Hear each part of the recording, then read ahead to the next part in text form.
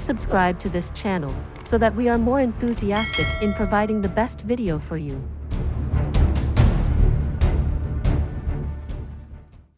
Chapter 11. Shedding's Transformation. Jun Xie is a man of two worlds. In his past life, he was the world's top assassin who had seen the world and its countless hardships. With a glance, he easily saw through the thoughts within this little girl's mind. He let out a helpless sigh, lamenting at the original owner of this body. Even his own servant girl was fearful of him. What an extreme failure.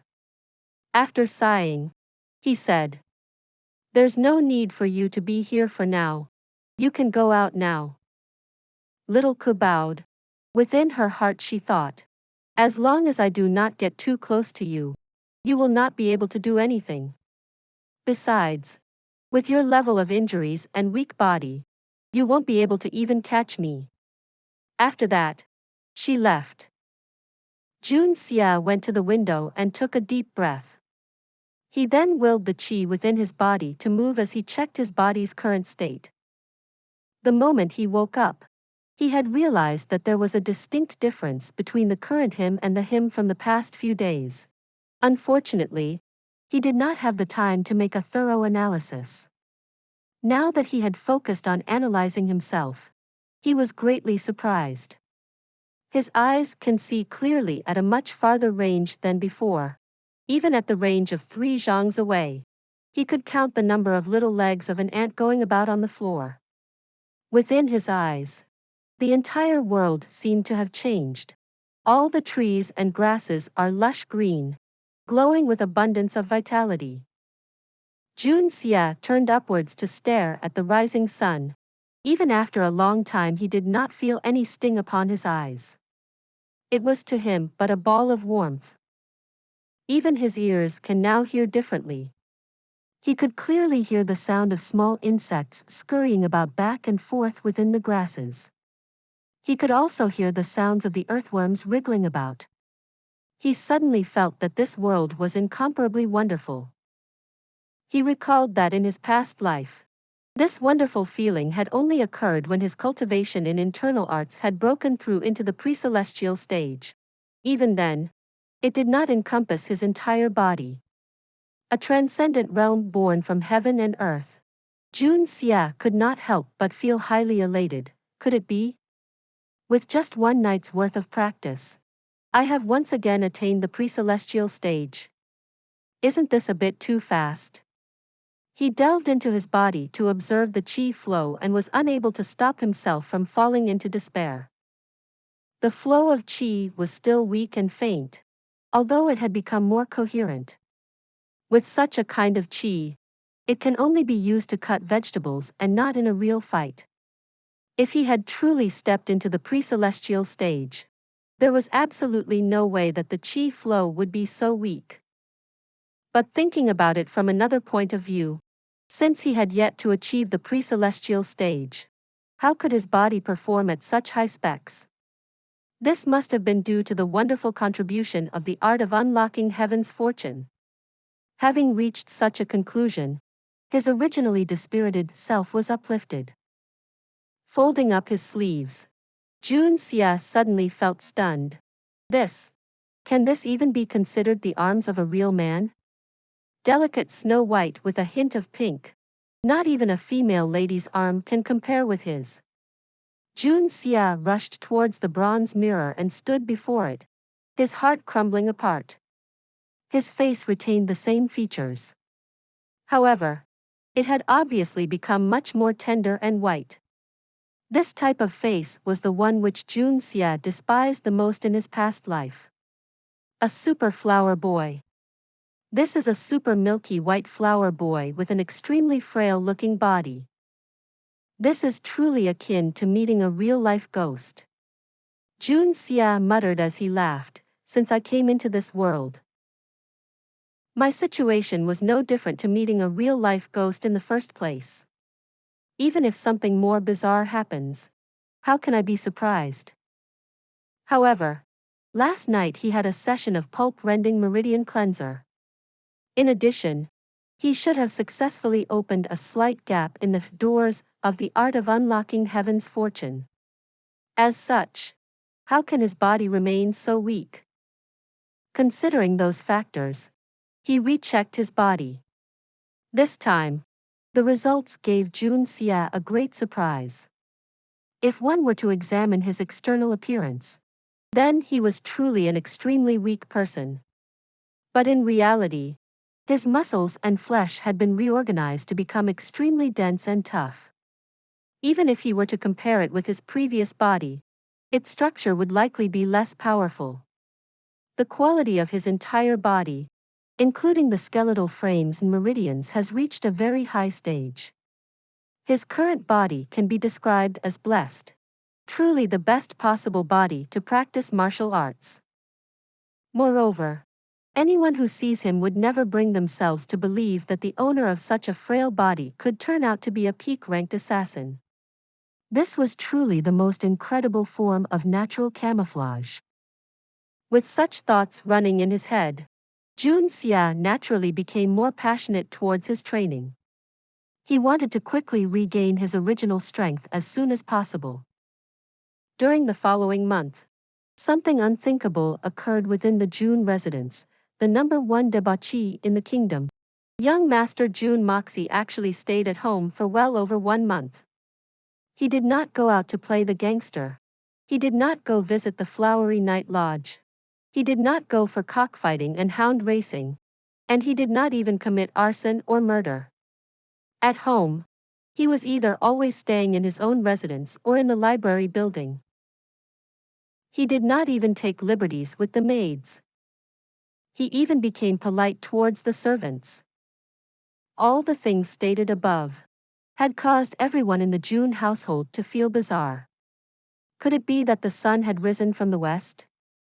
Or perhaps the sun had risen from the south or north? At any rate, they were confident the sun did not rise from the east. Oh dear heavens above! Oh great earth!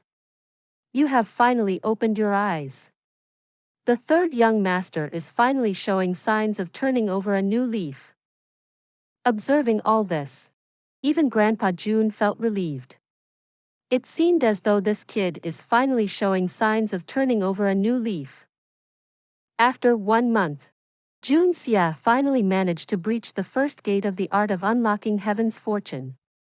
He had also managed to consolidate his level of cultivation by quite a bit.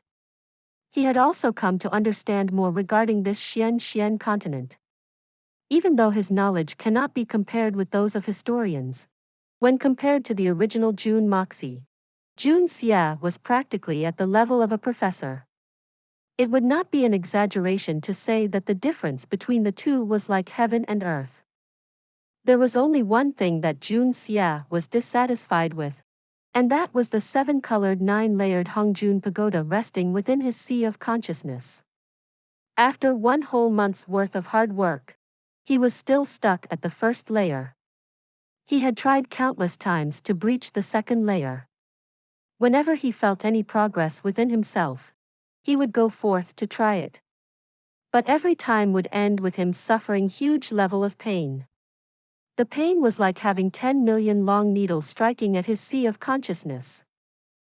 This caused an unbearable itch to rise for Jun Xie. The first layer was able to provide him with such a heavenly defying art of unlocking heaven's fortune. Judging by that fact, the stuff within the second and third layer would undoubtedly be even better. But, access denied. Since he cannot get in, what should he do? He tried again and again, only to be met with failure. Even someone of Jun Xie's character and tenacity could finally not continue on. In the end, Jun Xie had to resign himself to the fact that the second layer could not be opened through normal means. He believed that, similar to the first layer, the opportunity must arrive for him to be able to walk in accidentally. As long as the opportunity had yet to arrive, his attempts to breach it head-on would be futile. Since it had nothing to do with the number of attempts, he should just continue practicing. Of course, Jun Xie had also increased his understanding towards the Xian qi passed on by this family. He realized that this Xian qi and the internal strength that he had practiced back in his past life was quite similar. Its properties were tuned to become similar to the properties of battle qi. It can be classified as a qi art that existed in between the two arts. However, every time the Xian qi practitioner breaks through a level, a qualitative change will occur and trigger a transformation in the color of qi. This aspect reminded Jun Xie of the 5 poisons art which he encountered before in his past life. But Xian qi, on the other hand, do not contain any poison. With the art of unlocking heaven's fortune, it was only natural for Jun Xie to look down upon the so-called Xian qi. However, in order to deceive the public, he decided to train in Xian qi as a symbolic gesture. He barely managed to get himself up to the 4th level Xian qi, after which he decided was enough and chose to stop. In Xian continent, Xian qi begins from the 1st level to the 9th level, followed by Silver Xian, Gold Xian, Jade Xian, Earth Xian, Sky Xian, Supreme Divine Xian. The 1st level until the 3rd level is marked by the color red, light red, pink red, thick red. The 4th level until the 6th level is marked by the color purple, light purple, stable purple, thick purple. The 7th level until the 9th level is marked by the color black, purplish black, gray black, brilliant black. Silver level is marked by the color silver. Gold level is marked by the color gold. Jade level is marked by the color green. Earth rank is marked by the color yellow. Sky rank is marked by the color blue. Supreme Divine rank is colorless. Advancing through each stage of Xian qi was extremely difficult, as it will also be accompanied by a great deal of pain. It was quite similar to that of internal strength practice of scouring the marrow. The current Jun Xie can only emit a light purple 4th level Xian qi. Considering his status, this was a very poor result. Please subscribe to this channel so that we are more enthusiastic in providing the best video for you. Chapter 12. The Young Master Tang. Today, Jun Xie, who had nothing to do, was talking to little Ku. During this past month, the great changes which happened to Jun Xie caused little Ku to be less fearful of him. Even though she was still unwilling to go too near him, at least she was no longer showing such extreme rejection towards him, especially towards his storytelling. Every time at this hour, the little girl would carry an incense pot with her 2 hands as she listened attentively to his story, lest she missed a single sentence, her big eyes blinking as she sat in front of Jun Xie. She followed each story as each of the characters encountered happiness and sadness, laughter and tears. When a handsome prince appears, her eyes widened as she became uncontrollably excited. Jun Xie once told the story of the Little Mermaid. It made the little girl so moved she burst into tears akin to a river breaching the dike, sobbing and weeping for one whole day. Ever since that day, Jun Xie swore to himself never to tell tragic stories to women. Those tears can drown a person to death. Young Master Tang has arrived. Jun Xie was telling the story of how the monkey's son was being captured in the 8 diagrams furnace. The little Lolita once again held on to the incense pot as she stood before him. Her eyes kept blinking non-stop as she listened attentively, when a bodyguard suddenly rushed in to report. Young Master Tang. Jun Xie raised his head, feeling confounded. He then pulled out the memories regarding this person out from his head. Invite him in. From far across the courtyard, a meatball started rolling towards him. As it rolled, it shouted, "Third young master. Brother Moxie. Save me. This is a really terrifying problem." Jun Xie stared with wide open eyes. his mouth left hanging in the air. Completely startled by the sight of the rolling meatball. It was simply unimaginable that a meatball could actually talk. It was only after the meatball came close to him did he realize that it was actually a human. This person must certainly not have a neck. Or at least it was not observable even with third young Master Jun's eyesight. His shoulders were wide, his arms short and thick and his head round, spearheading the streamlined shape. Both his thighs were extremely short and thick.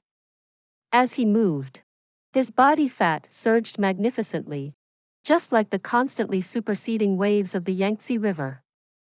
In short, he can be described as anything but bamboo-like. However, he does not look like a human. Walking in from the door of the courtyard, which spanned seemingly but a few steps, had left him gasping for air, wiping his sweat non-stop and obviously very tired. This person was none other than young master of the Tang family, whose position and fame was on par with the Jun family, Tang Yuan. He really does look like him, but he seemed even bigger than before. Jun Xie thought to himself. Young Master Tang, what is wrong with you? What could possibly happen for you to scream save me?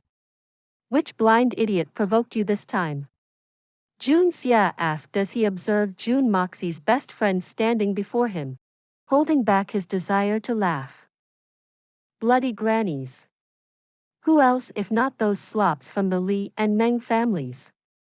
Young Master Tang was outraged. He strove to force his eyes to reveal themselves from among the thick flesh, succeeding in opening a narrow slit. Brother, for the past few days I had been inside the 1,000 gold hall for a good 10 days, losing a total of 150,000 silver liangs. Third young master, you have to help. Otherwise, when I go home, my old man will beat me to death. 150,000 silver liangs. Jun Xie was shocked. How did you lose so much money? Wait, where did you even get so much money? Tang Yuan gave a loud sigh. In the beginning, I was actually winning. I won up to a total of 50,000. If they do not let you win, would you continue gambling? What exactly were you playing there to lose so much? You really got some guts. Jun Xie stared at him. Tang Yuan dared not refute, and just grumbled, last month, didn't you end up losing 100,000 liang yourself? Mine is just a little bit higher than yours. And yet you. What is the point of telling me that? Besides, a mere 150,000 silver liangs is not something your Tang family cannot part with. Was there any need to come here yelling save me? Jun Xie suddenly realized that these people could not be evaluated using common sense. These people are your typical spendthrifty young masters. Even if it's your old man, he would not possibly murder you just for a mere 150,000 silver liangs. It's not like you have never lost so much before. But after I lost all my money, I told them that I would go home to get more.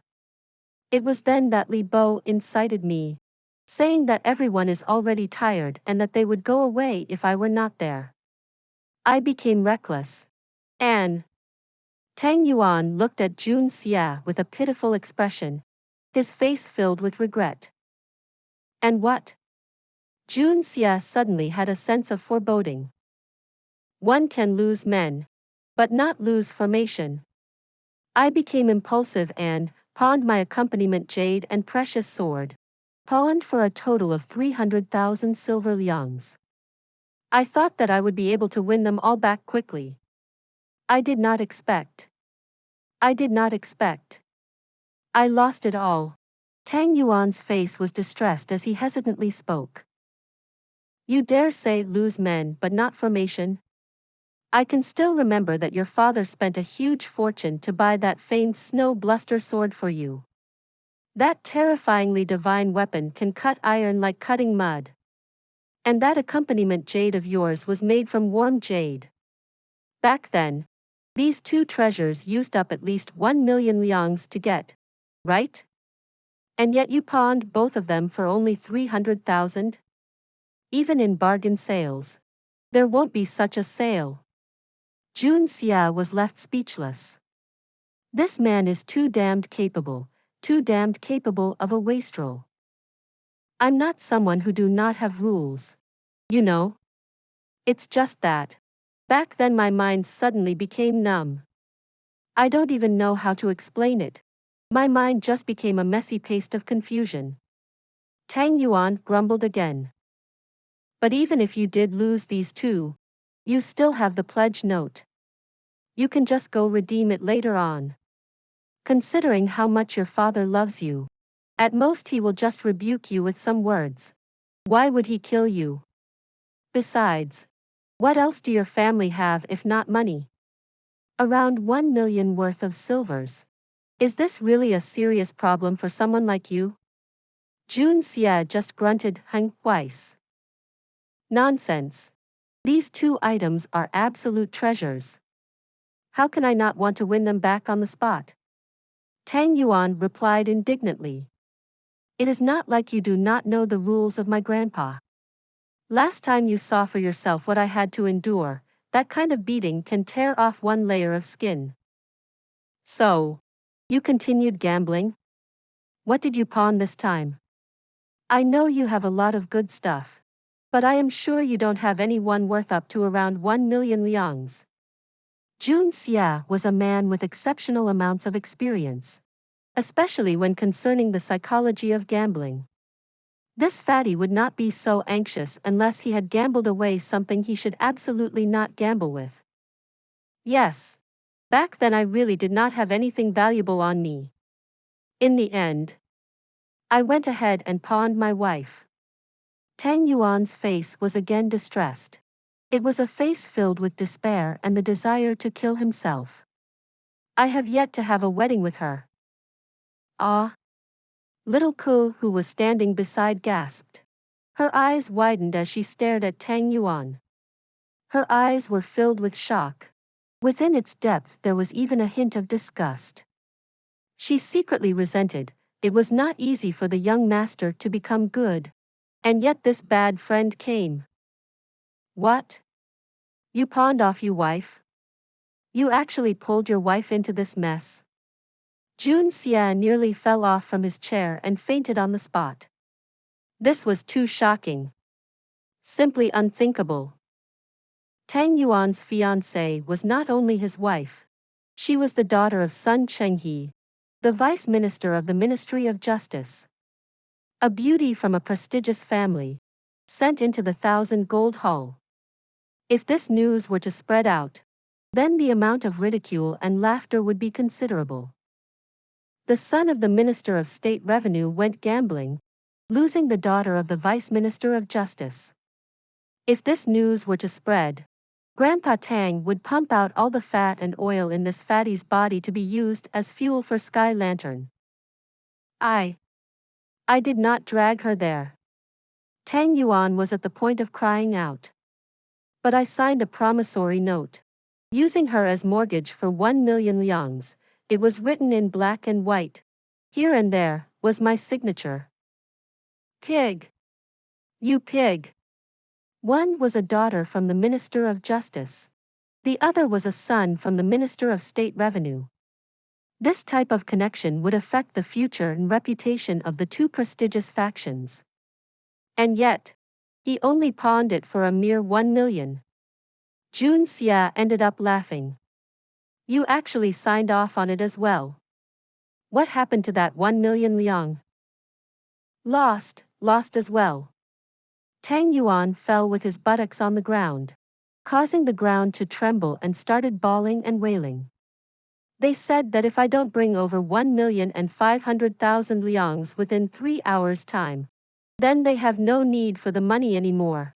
They also do not want her. They will make this promissory note public. My God! Jun Xie was speechless again. How did it become 1,500,000 liangs? Isn't it supposed to be only 1 million liangs?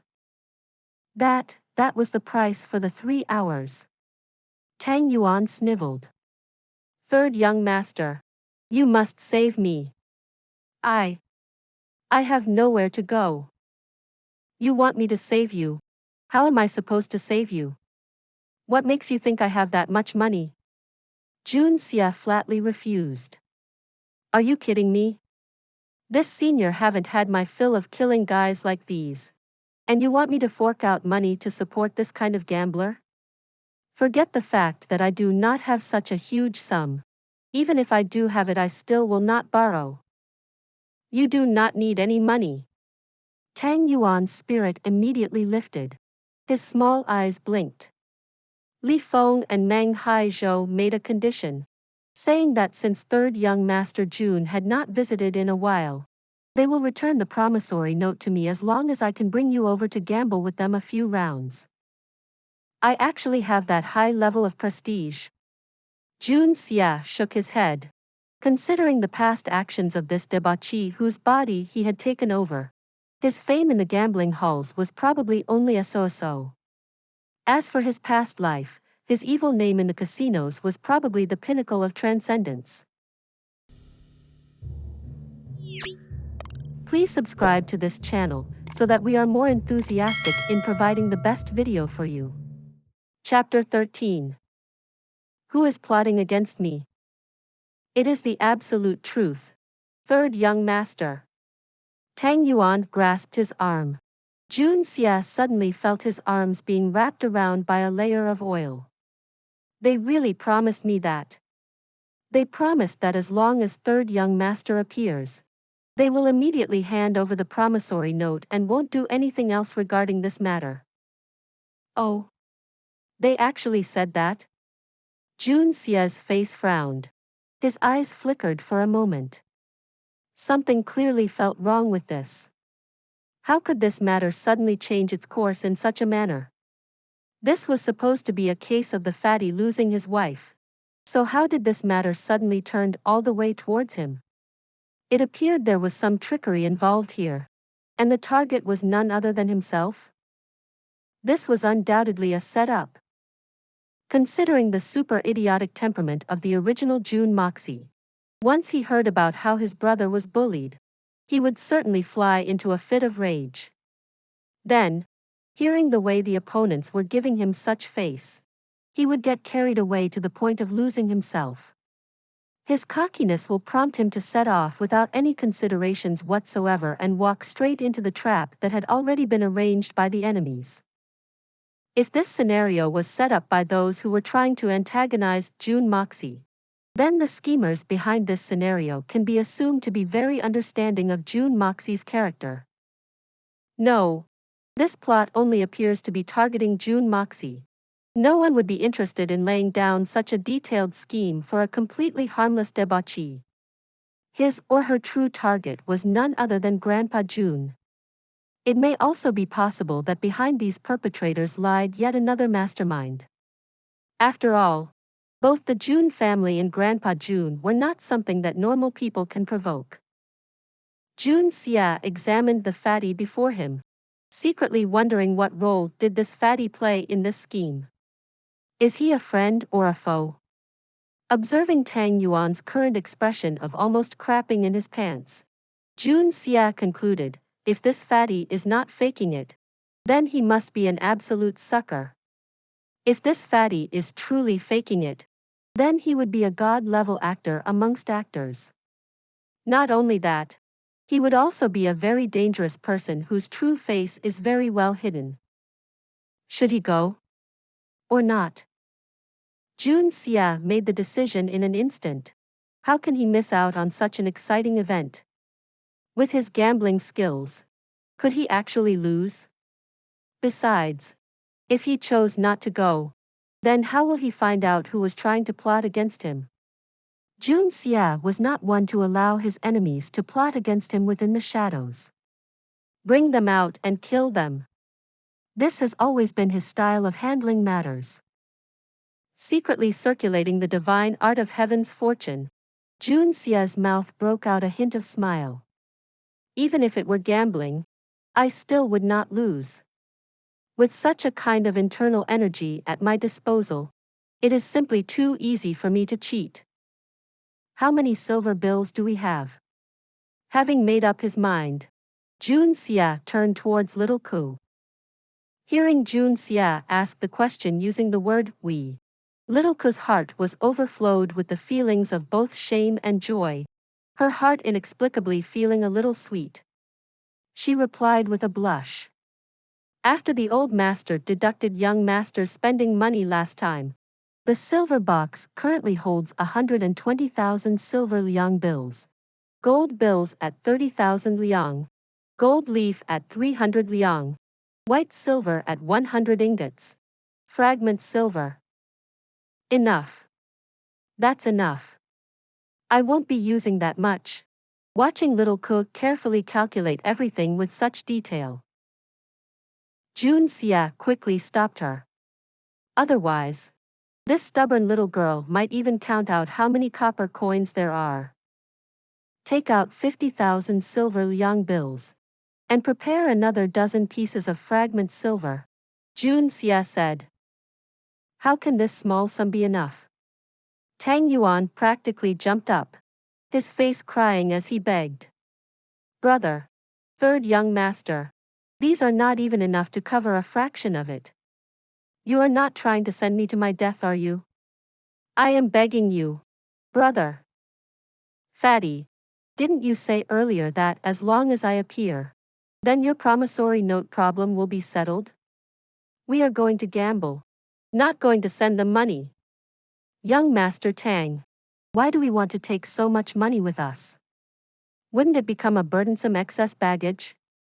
Don't you have faith in my gambling skill that is unrivaled in the world?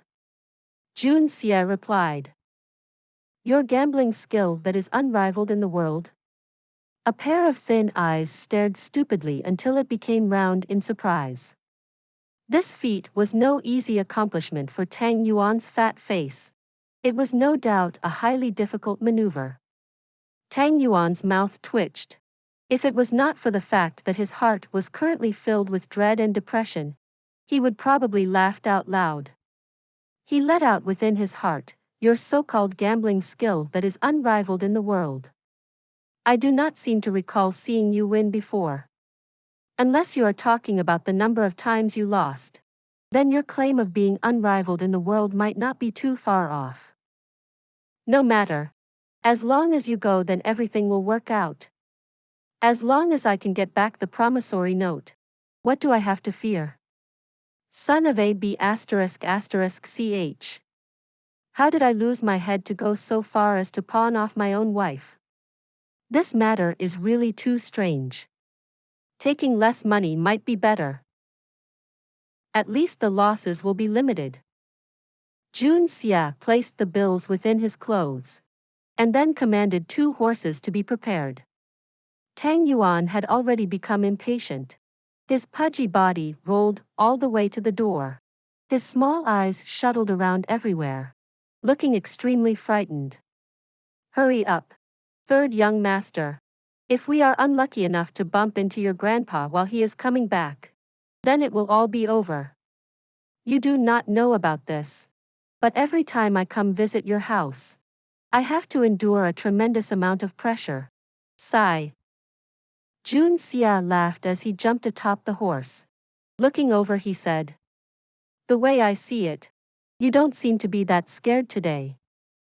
The moment Tang Yuan jumped on top of his designated horse, he weighed down on the healthy horse, causing it to neigh aloud. Its 4 hooves turned soft, almost bending down onto the ground. Putting in more strength, it was finally able to stand up. The horse may be wondering to itself, I have carried no small number of people. Even when carrying generals clad in full armor and weapon in hand, I can still run freely. But why do this person feel so heavy today? One miscalculation and I almost lost my front hoof. Jun Xie could not restrain himself and laughed out. He then moved his own healthy horse forward. Behind him, 8 bodyguards with sturdy bodies, carrying swords on their back, followed. Tang Yuan's horse too started moving, but with difficulty. It neighed heavily as it caught up to them. They went out to the great Dongfeng Street, which was regarded as the most extravagant street in Tianqiang City. The street was bustling with activities and was filled with a steady stream of people. Tang Yuan did not spare any thoughts for the horse and rushed out, taking the lead. He rushed far ahead while constantly looking back, his face filled with worry, apparently fearing that Jun Xie was moving at too slow of a pace. After turning out of the great Dongfeng Street, there is a restaurant located not far to the north, known as the 1,000-Mile Fragrance Restaurant. The Li family runs this restaurant. Behind the restaurant lies a large unused courtyard. This is the 1,000 Gold Hall mentioned by Tang Yuan. This secret area is the place for young masters of noble families to spend big money. In there are no limits to what they will bet for. As long as one can imagine it, one can bet on it. Jun Xie was just about to steer his horse forward, when a few people suddenly appeared from the roadside. In the lead was a young maiden. She was walking ahead sulkily and angrily shouted, "Stop following me. You're annoying me to death." The other person was trying to persuade her non-stop while chasing after her. Following closely behind the both of them were 8 bodyguards. She seemed like the daughter of a wealthy family. Jun Xie took a brief glance at the young maiden. The young maiden was pouting, but was blessed with good looks. The young maiden, who was already in a fit of anger, noticed Jun Xie staring at her like that, took a deep breath and started cursing him. "What are you looking at? You lecher." The young maiden was already feeling highly irritable. Seeing the notorious playboy, Jun Moxie, who also happened to be staring at her, she suddenly decided to use him as an outlet for her anger. Please subscribe to this channel so that we are more enthusiastic in providing the best video for you. Chapter 14. Dugu Xiao Yi. Jun Xie's heart was startled as he was suddenly reminded of his past life. Back then, he was also wandering around the main street when he saw her. She was so beautiful that he unconsciously turned to look at her again. Unexpectedly, that young maiden was also in the midst of anger. She turned around and cursed him. "What are you looking at? Haven't you seen a beauty before? You rotten scoundrel." Unexpectedly, they would become acquaintances. As an assassin, Jun Xie had always been careful to avoid causing any troubles all the way until the day he transmigrated. Now they were separated by 2 worlds. Thinking about it, Jun Xie could not help but feel a sense of loss. The current Jun Xie felt as though he was looking back in time. His heart felt an unrestrained sense of warmth bubbling up. Looking at the young maiden brought the same feeling of warmth back into his heart. He smiled and said, "Milady, have we met before? You seem familiar." The young maiden gritted her teeth as she stared at him. "Who? This lady is well aware of who you are. You scum." "Third young Master Jun. What kind of tricks are you thinking of playing today? Playing first encounters?" So, she is actually someone I know." Jun Xie quickly accessed his memories to find out the information about this unruly girl. Unable to stop himself from feeling embarrassed, he laughed lightly and thoughtlessly replied, "To think that we were actually acquainted. This must be fate. Miss Dugu." "This is fate? What nonsense is this?" The Miss Dugu stared with dumbfounded eyes. One of her female bodyguards suddenly could not hold back and laughed out. As for Tang Yuan, after he realized that Jun Xie had not caught up to him, he backtracked back and heard Jun Xie's words. Respect. Third young Master Jun was truly a professional when it comes to courting women. However, his courage was even more worthy of respect. Those who dared say these words to the number 1 unreasonable female in Tianqiang Kingdom, Miss Dugu Xiao Yi, were far and few in between. Dugu Xiao stared at Jun Xie, her eyes slowly glowering as it grew fiercer. Jun Moxie, could it be that you think that the pain from that last beating was not enough?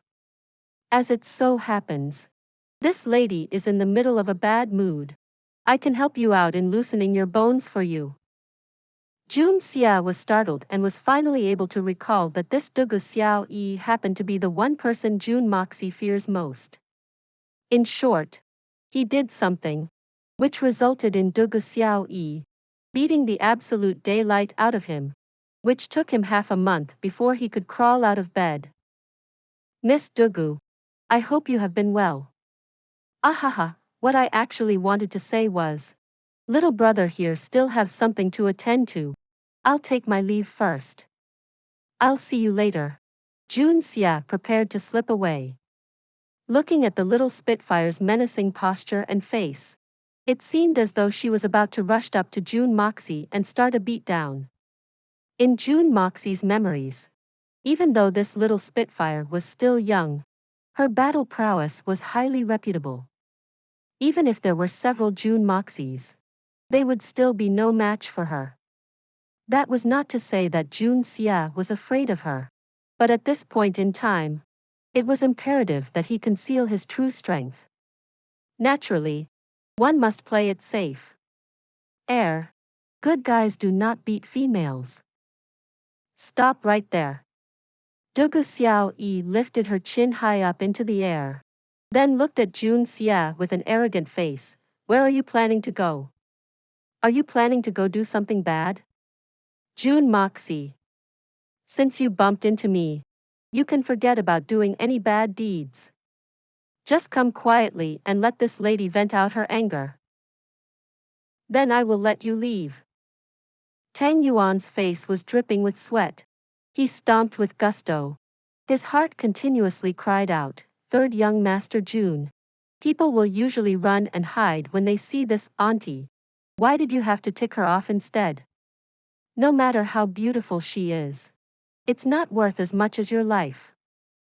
Looking at Dugu Xiaoyi's big, bright eyes as she put on an arrogant and domineering face, Jun Xie suddenly had an idea. Pretending to be very secretive, he whispered, "Miss Dugu, the place that we are going. Heh, it is quite inappropriate for girls to go." What? Are you guys planning to visit the brothel? She was undoubtedly a bold person. To think that she would spit out these kind of words from her mouth openly. Dugu Xiao gave out a cold hang, glaring at the two men in contempt. Shameless garbage. Who said we were going to visit a brothel? Do you think everyone is like you? Jun Xie immediately made a wrongly blamed expression. We were just heading towards the 1,000 gold hall. We are just going for a few rounds of gambling, eh? Seemingly realizing that he had slipped up, Jun Xie quickly shut up. 1,000 gold hall? Gambling? Hearing Jun Xie's first part of the retort, she became even angrier. Unexpectedly, when she heard about the last part, her eyes lit up. Squinting her eyes, she smiled, revealing a pair of cute white teeth. I have never been there before. Bring me together. A commanding tone, which will not allow any rebuttals, resounded. Truly admirable. The distance and speed that a woman's train of thought can move at was simply powerful. Miss. One of the accompanying females pulled Xiao Yi's sleeve, trying to discourage her. This action of hers was very reasonable. The place where the two big debauches of Tianxiang City was heading towards could not possibly be a good place. As the most precious person of her family, how can she hang out with them? Dugu Xiao did not care about it in the slightest. She said excitedly, "Don't worry. Those two brothers of mine would talk about the 1,000 gold hall every day. It must be a very special place. This time, this lady will go and have a good look." Having said that, she reached out and grabbed Jun Xie's ear. "Bring me there quickly." As long as you do that, then I will let you go today. Jun Xie could have easily avoided her. But thinking about his plan, he chose not to. He only made a pained expression, letting her tug his ears as they went forward. The 8 bodyguards at the back smiled bitterly. Looking at each other, they simply followed. As for the 8 bodyguards of Dugu Xiao, they too went agreeably, mostly because it does not matter whether they agree or not. These 16 bodyguards were stuck in the same situation. Those who followed the young master Jun Xie had to restrain themselves. But Dugu Xiao's bodyguards weren't much better off. Every one of them had to hold themselves back to the limit, each blaming the other family. Tang Yuan sighed in exasperation. Why did a tigress suddenly appear in our way? If she accidentally sees that promissory note. Tang Yuan shivered. This person is someone capable of spreading this news throughout the city within half a day. In 2 days' time, all the important characters in the kingdom will know. When that happens, I might as well just commit suicide. The group of people arrived at the 1,000-mile fragrance restaurant, passing through the outer courtyard, then entering into the large courtyard at the back. Tang Yuan impatiently rushed inside, shouting at the top of his lungs, "Third young master Jun is here. Quick! Give it to me." Accompanied by a short burst of laughter, 6 youngsters appeared at the doorway. Before any of them could say anything, they saw Dugu Xiao coming in while pulling Jun Xie's ear. Their faces instantly changed, the color of their faces becoming as the ground below. At the current, 2 groups remained neutral towards the prince's fight. One was the Jun family and the other was none other than the Dugu family. These 2 families occupy a pivotal position in both the military and the court. This little Miss Dugu Xiao was the only daughter of the Dugu family. The Dugu family was quite prosperous with a total of 7 sons and 1 daughter. As the only daughter, she became a precious existence and was pampered greatly, being spoiled to the point of conceit. However, this little girl was highly talented. Even at her young age, her level of cultivation in Xian Qi has already reached a superior level. She was also endowed with a strong sense of justice. Her name resounded far and wide in Tianxiang City, and was known as the nemesis of debauchees. All the young masters present here today have all had the honor of suffering under her. It was said that the old Gramps from the Dugu family, Dugu Zongheng, was a highly capable Xian Qi expert, reputed to have reached the Sky Xian rank. He was the only one within the kingdom who could challenge the Jun family's Jun Zhantian. As for his position, he too was a Grand Duke. As for Dugu Xiaoyi's father, Dugu Wudi, and her 3 uncles, all of them were great generals of the kingdom. Her 7 brothers were also serving within the military. If one were to compare, then her family's sky-grasping authority and influence was only a few steps behind the current Jun family. Please subscribe to this channel so that we are more enthusiastic in providing the best video for you. Chapter 15. Inside the 1,000 Gold Hall. As it was, all the members of the Dugu family share a specific habit, and that was their extreme protectiveness towards their weak link. This is especially true of Dugu Xiaoyi's father, Dugu Wudi. His overprotectiveness has reached the point of being unreasonable, causing him to be labeled as the kingdom's first tough shank. If anyone were to bully his only daughter, he would even go so far as to mobilize his entire army to retaliate. A tough shank who would recklessly mobilize the army, disregarding the rules. Who in their right mind would dare to provoke him? Even though Jun Moxie was under Jun Zhantian's protection, Dugu Xiaoyi still dared to give him a beating. This did not mean that Grandpa Jun was incapable of reigning in the great general Dugu Wudi. The fact was that if Grandpa Jun were to mobilize his own army, then grandfather Dugu would definitely make an appearance. And the reason for that was because the great General Dugu Wudi's overprotective nature was simply inherited from none other than the old grandfather Dugu. That was also why the person that Jun Moxie's memories feared most would be Grandpa Jun, followed by Dugu Xiao. Oh. Wait. It's the other way round. The number one most fearsome person would be Dugu Xiao, while his grandpa Jun ranked second. After all, the most his grandfather would do to him was preach to him, unwilling to actually hurt him. However, such was not the case with this horrifying auntie. If he was to fall into her hands, he would be thrashed for no reason at all.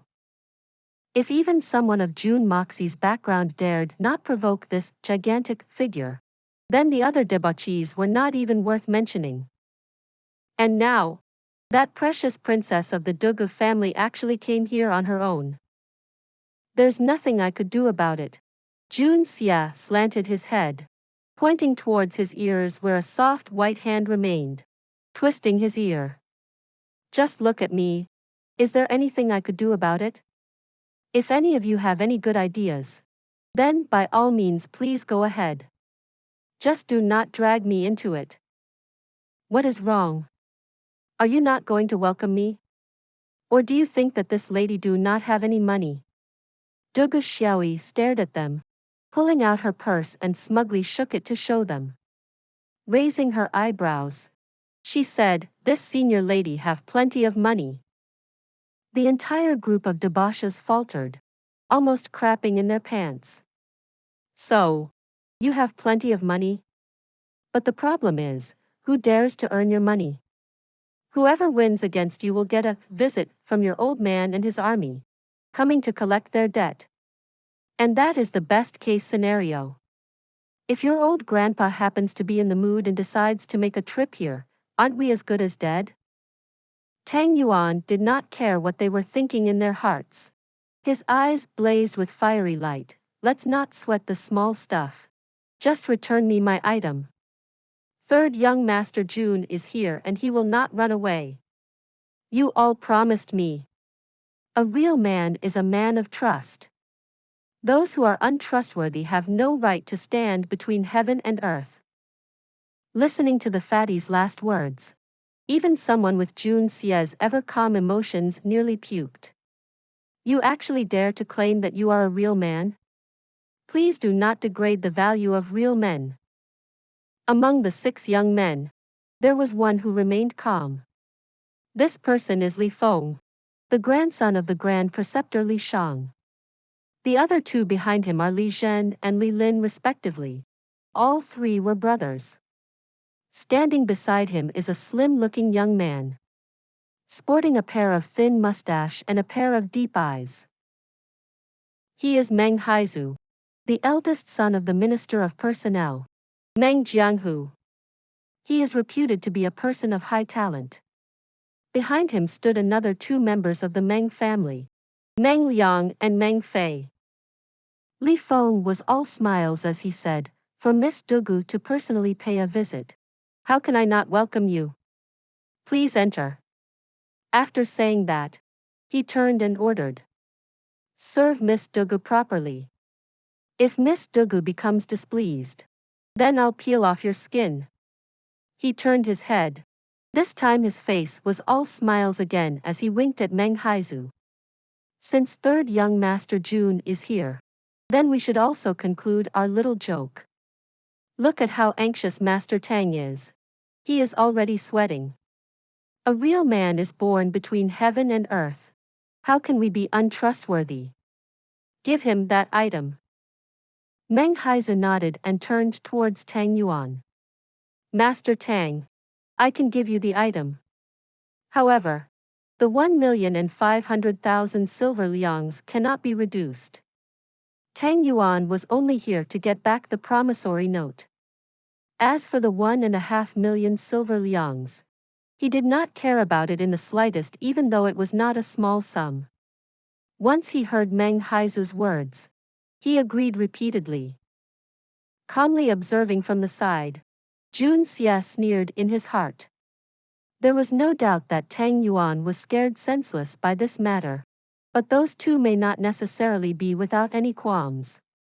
Even if Tang Yuan did not invite him here, they would not have the guts to publicize the details of the promissory note. Doing so will only invite the wrath of both the Tang and Sun families, possibly causing the two families to regard them as blood enemies. The final outcome of doing so would be absolute disaster. If one were to consider all the details, then one would realize that this matter was in fact not as big as it seemed. The final goal was still none other than Jun Moxie. However, that problematic outcome will disappear once Tang Yuan takes back the promissory note. After which, they will certainly start spreading rumors about the note, using those rumors to strike a blow at the Tang family. This matter was something he could already foresee. What kind of item can make young Master Tang so anxious? Let me see. Let me have an eye-opening experience. Dugu Xiao clearly did not want to be left out. Her curiosity soared. Seeing Tang Yuan's face suddenly becoming relieved after receiving a piece of paper, she was suddenly curious and reached out with her small, white hand. Tang Yuan's face turned miserable. He quickly shoved the piece of paper into his mouth and swallowed it down after just chewing it twice. His face then turned innocent as he smacked his lips. That action happened at lightning speed as his fat neck actually stretched out like a giraffe.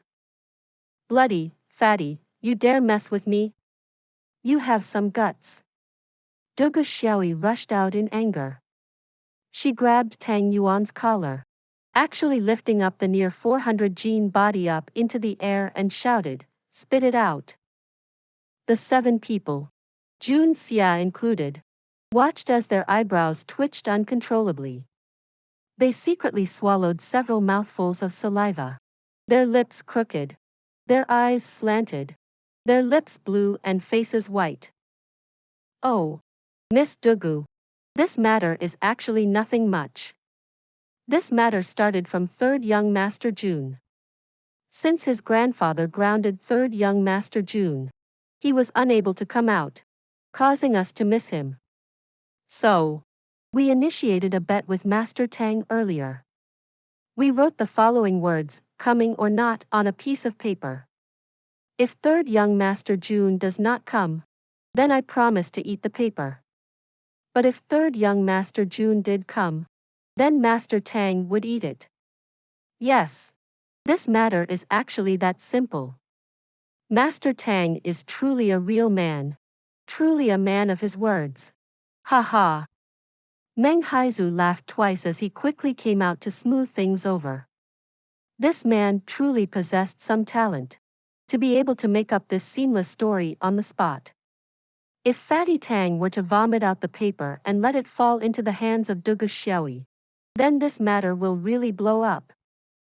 Jun Xie raised an eyebrow, secretly observing Meng Haizu and thinking to himself.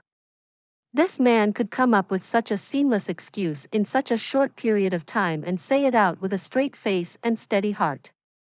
A man with guts, rational thought process and the ability to act. He truly is an exceptional talent. Truth be told, Jun Xie had for an instant wanted to secretly cause Fatty Tang to vomit out the paper. Borrowing Dugu Xiao's power, this matter will turn into a bloody storm. However, even though Fatty Tang was unworthy, he was still Jun Moxie's best friend. Besides, Jun Xie had absolute confidence in his ability to easily rein in these few debauches. In the end, he had to reluctantly give up on the idea. But I really want to. I really want. Sigh.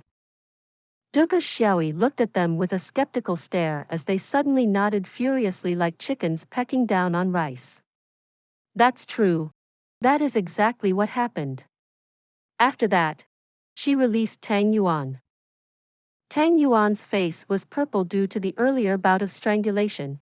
He released a successive number of retching sounds. Fearing that he might end up vomiting out the piece of paper, he forcefully refrained himself.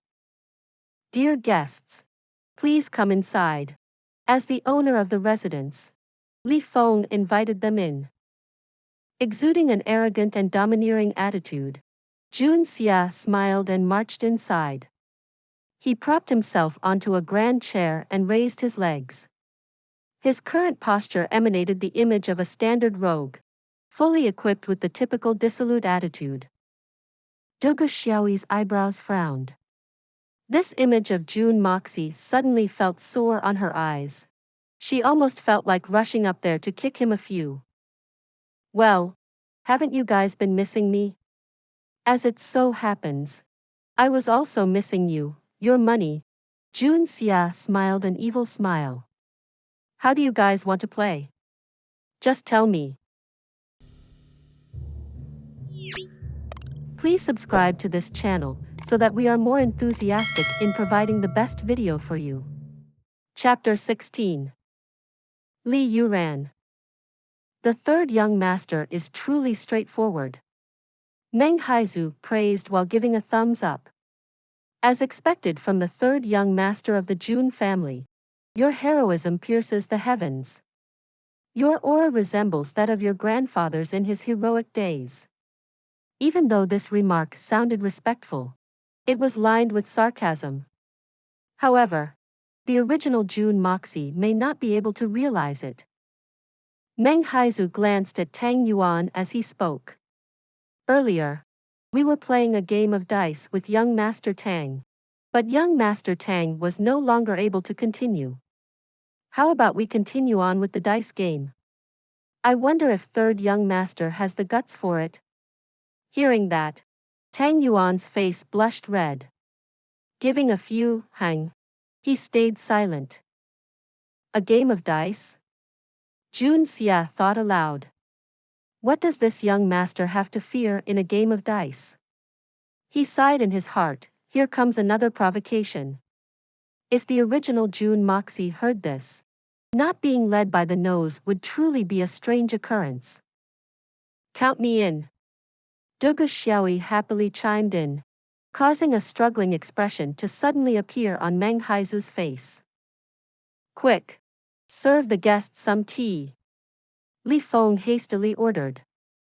A few cups of tea were immediately sent over, each cup being placed before each of them.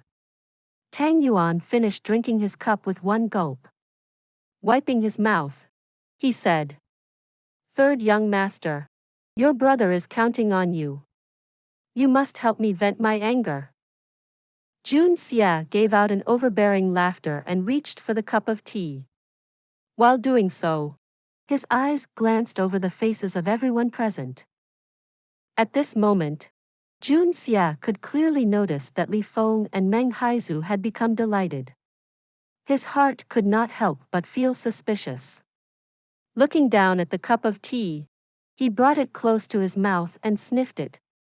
"You actually use this type of low-quality tea to serve your customers? Your service is really disappointing." He slammed the cup down on the table. One sniff was enough for Jun Xie to detect the presence of a psychedelic type of drug within the tea. This strange scent is somewhat similar to the scent of opium. The effect would likely be the same. Consuming it may not cause any harm to the body, but it would likely affect the person's state of mind. Turning his attention back to Meng Haizu's clothing, he noted that it was brightly vivid and the design on it was very disorderly. In addition, it also gave off a strange scent. Normal people would be confused with this strange clothing, but this set of clothing and its strange scent, coupled with the effects of the psychedelic drug from the tea, would badly affect a person's emotions. It seemed there was a problem with not only the tea, but also the clothes and its scent. Furthermore, they were all connected. Behind these men, there was probably a very skilled pharmacist. No wonder Tang Yuan would even put his wife up in the gamble earlier. This was the reason. Glancing over towards the cup of tea in Dugu Xiaoi's hands, he observed that it was crystal clear, without any sign of drugs placed inside. Considering the circumstances, It seemed that they were fearful of provoking the Dugu family. What are you waiting for? Hurry up and change the tea for third young master. Li Feng cried out. Seeing Jun Xie refusing to drink, he immediately implemented another act. Forget it. That will be too much of a bother. I am here to gamble, not to enjoy tea. If I wanted to enjoy tea, I won't be here. Jun Xie languidly said.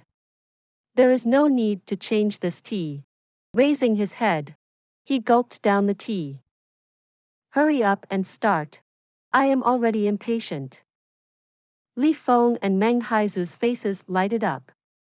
We will follow your decision then, third young master. After saying that, they ordered a servant to lead the way. They were all brought into a vast empty hall. Within the empty hall, the only thing in sight was a big stone table and several dozen chairs. Even on their way here, they did not meet anyone at all. Looks like they suspended their business today just so then can deal with Jun Moxie. While on his way here, Jun Xie had suddenly sneezed, spraying his saliva outwards at Tang Yuan, wetting his clothes. Tang Yuan shrieked out loud and quickly wiped it away. Jun Xie rubbed his nose, spitting out his saliva with a pay. Strange. Why do I feel so dizzy? I also feel like sneezing. Li Feng and Meng Haizu glanced at one another, their faces lighting up in glee. The medicine has begun to show its effect. Wahaha. The Grand Preceptor's residence. The Grand Preceptor Li Shang leaned upon a soft couch with half-closed eyes. As he leisurely listened to the melodious song of the singer beyond the curtain, he asked with a smile. For this matter, why did you entrust it over to those incapable fellows? If they screw it up, then we would have missed out on a good opportunity. That Jun family brat is nothing to fear, but the old Jun behind him is not someone we can easily provoke. Even if we do not fear him, this matter will still invite trouble for us if he were to find out about it. His words seemed to contain reproach, but his tone was soft and relaxed. Even though he brought up the question, his face showed his assurance and confidence towards the person opposite him. Standing opposite him was a handsome youngster in white robes, red lips, white teeth, delicate features and a tall stature. This handsome man was seated like a mountain, his each and every movements unhurried, revealing a noble elegance. Hearing the question, he smiled and replied, Grandfather is always very careful in everything you do. This grandchild feel admiration for grandfather. However, that Jun Moxie is a downright debauchee. To send our more capable individuals against someone like that would be giving him too much face. Considering his character, even if this plan fails, we will still have other opportunities. There is no need to think too much about this. Besides, if we were to send out our more capable members, for them to acquaint themselves with that debauchee would make things look out of place. This could cause our plans to be exposed, leading towards us missing out on this chance. Even though Jun Moxie is a debauchee, his evaluation of himself is too high. If we were to send some highly capable person with resourcefulness to deal with Jun Moxie, then the plan would backfire on us. He raised his eyebrows as his mouth revealed a trace of irony. Even though Li Feng and Li Zhen are unworthy, they are actually like-minded compared to Jun Moxie. This is where everyone has their own uses come in. Using a debauchee to deal with a debauchee, especially a brainless debauchee like Jun Moxie. With the two of them as the main characters, we might even receive an unexpected surprise. If we were to send out our core members to deal with Jun Moxie, I fear even he would not fall for it. Besides, haha. He smiled lightly. His remaining words need not be said for it to be understood. Will anyone use a beef splitter to slaughter a chicken? An expert was sent out only to deal with experts. A good blade should be used wisely. If an expert was dispatched to easily deal with a defenseless and ordinary person, they would only feel insulted. If the song, White Snow in Early Spring, was played before a butcher, not only will the song performer feel baffled, even the butcher will feel drowsy. Well said.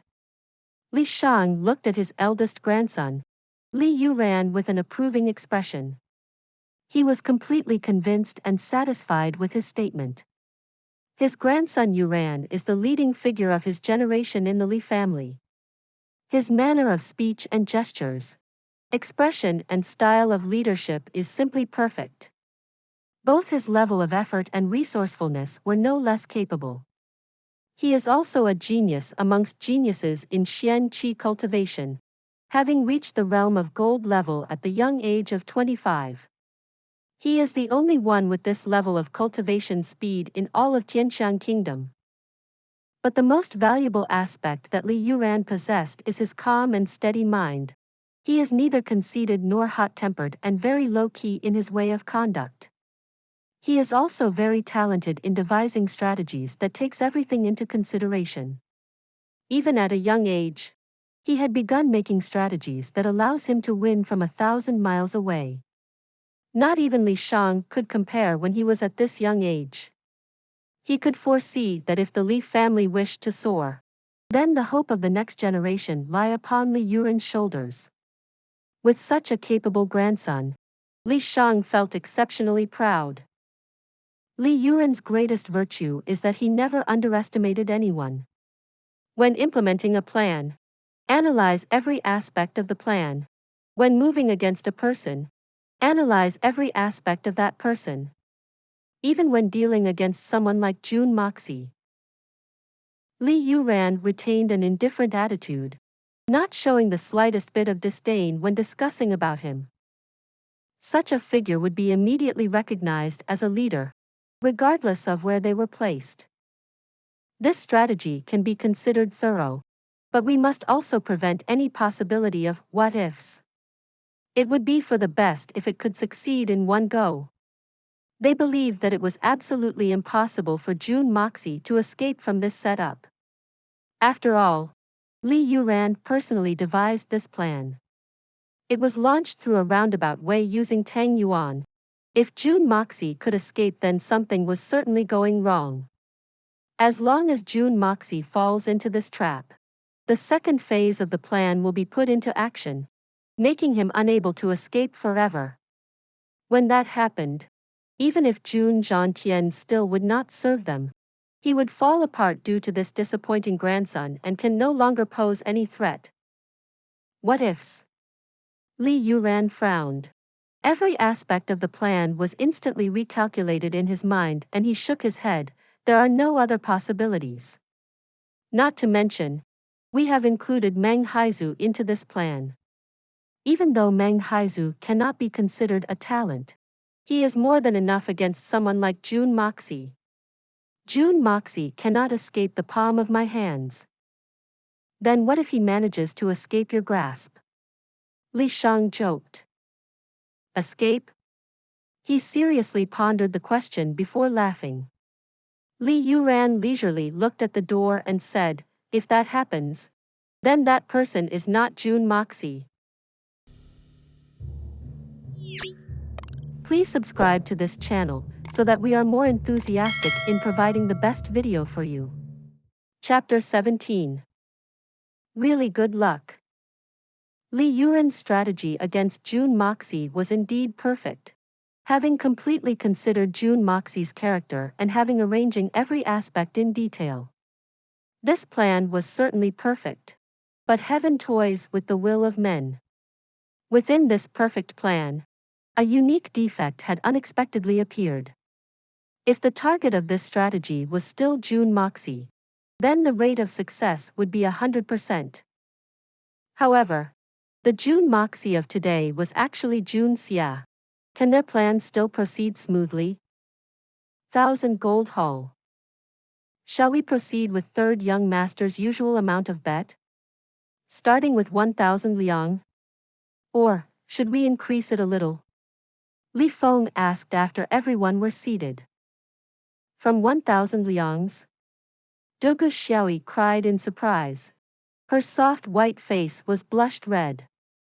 You guys are going to bet so much? She was the only daughter of the Dugu family. Normal necessities like food, clothes and others were often prepared beforehand for her. With the exception of buying some gold and silver jewelry, her expenditure was often not much. She originally thought that the 100 silver liang she brought with her was a huge sum. How could she have imagined that the minimum bet was actually at 1,000 liangs? The total amount in her purse can only amount to 1/10. This was in fact a very normal thing. 1,000 silver liangs weighed at least several dozens in Jin 0.60479 kilograms. Not even a terribly rich family will actually bring out dozens of Jin worth of silver liangs as they wander about. After all, this world has something called bills. 1,000 liang? That amount would take too long. This young master do not have that much time to waste. Let us make this merrier.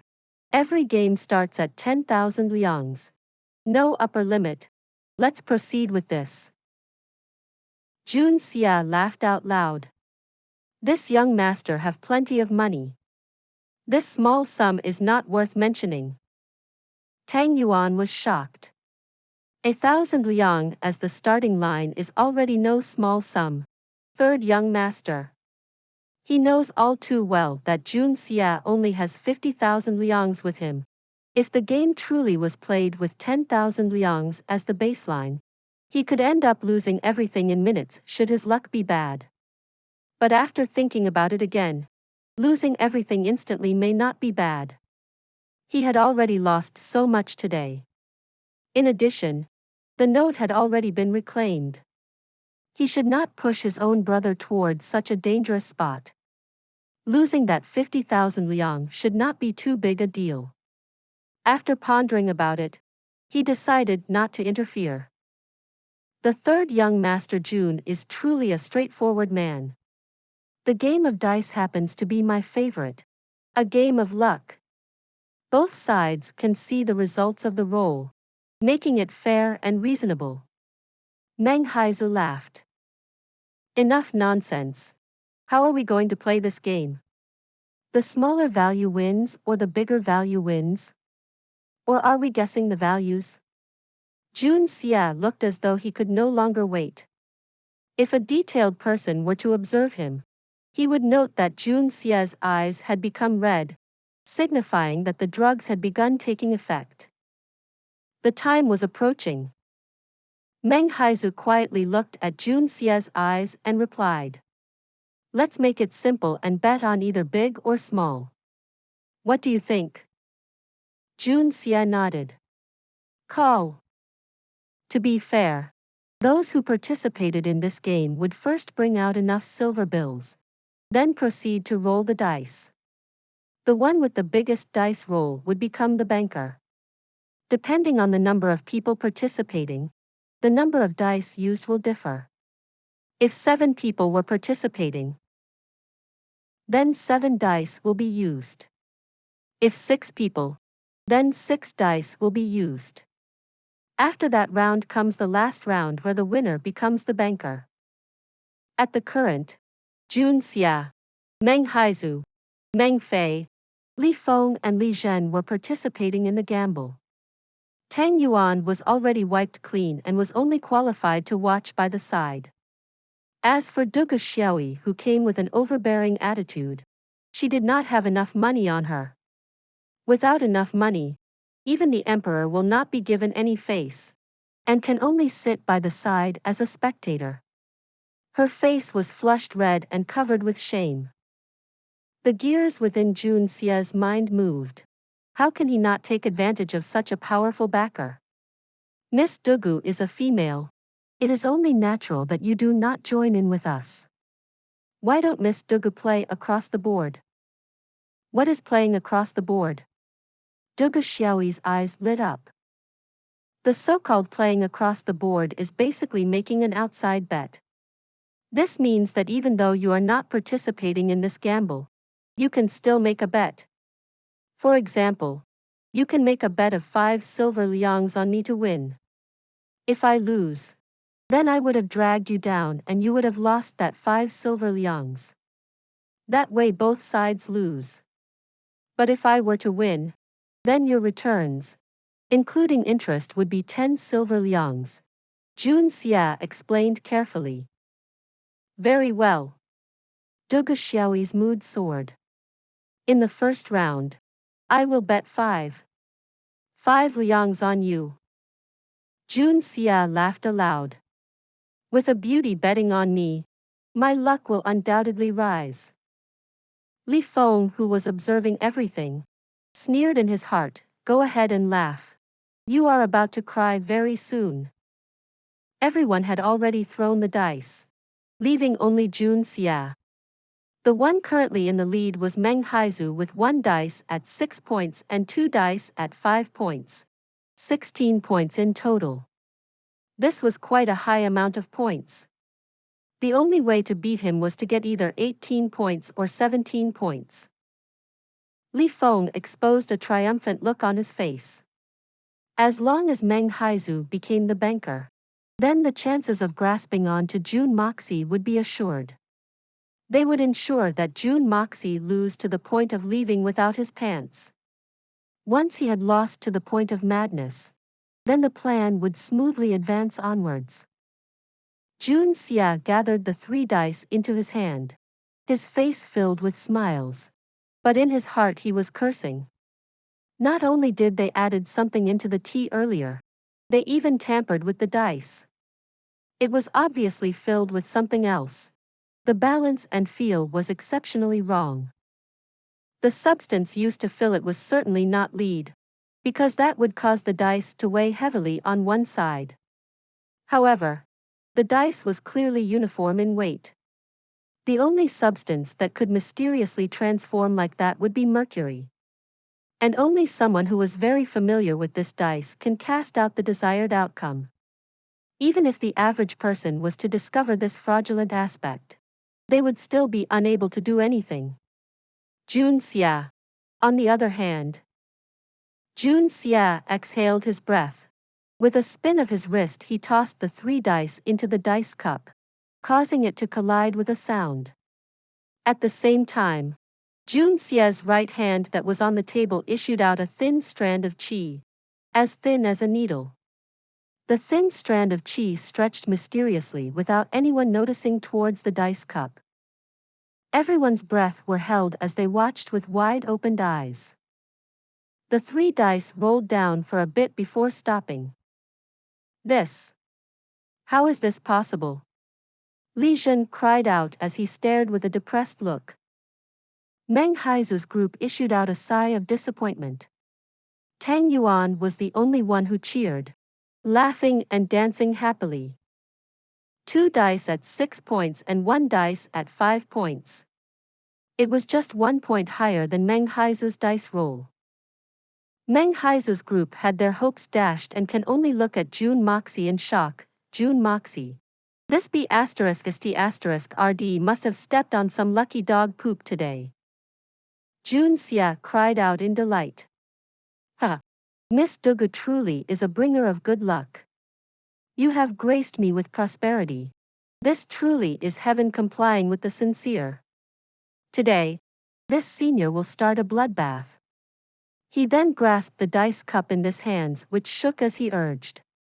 Put down your bet. Put down your bet. Quickly put down your bet. An impatient look was expressed on his face. Ha! Jun Xie slammed the dice cup on the table, letting go of his hand immediately. The other hand, though, was gently placed on the table, his face seemingly tense. However, his internal energy had already reached the dice cup, ready for action. Please subscribe to this channel so that we are more enthusiastic in providing the best video for you. Chapter 18. Winning Money. Li Feng and the rest turned towards Meng Haizu. Amongst all of them here, Meng Haizu is the most proficient in gambling. His skills in listening to the dice movements was particularly high, especially when the dice was one he had prepared himself. Everyone here were simmering in excitement, just waiting to strip Jun Xie off everything he had. Meng Haizu's set of closed eyes were opened. He confidently said, "Big." His hands grabbed 50,000 silver bills and placed them onto the big section. Li Feng and the rest followed suit, their faces expressing excitement as they await what would happen next. Watching all this, Tang Yuan felt shocked. He knew that Jun Xie had only brought a total of 50,000 silver bills with him this time. If he lost this round, then he would not even be able to pay everyone. This was bad. Jun Xie's internal energy moved, causing the dice to turn over silently. Jun Xie leisurely shouted, "All bets have been decided. I'm opening it now." He opened the dice cup to reveal one dice with 2 points, 2 dice with 1 point, totaling up to only 4 points. Small. Meng Haizu's face turned pale.